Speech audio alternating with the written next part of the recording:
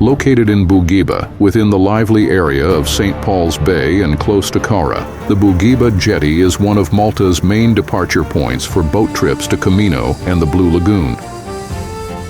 From early morning to sunset, this seaside pier buzzes with life as boats line up to take visitors across the sparkling Mediterranean waters. It's the perfect place to begin your Maltese sea adventure and soak up the coastal charm of the island's north.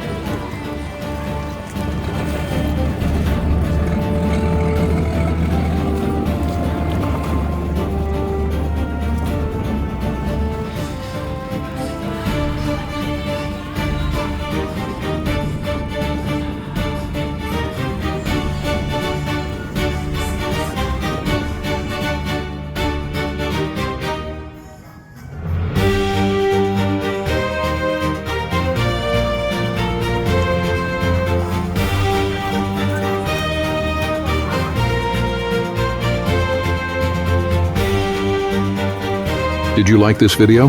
Then hit the like button. And don't forget to subscribe to our channel to stay informed about upcoming videos.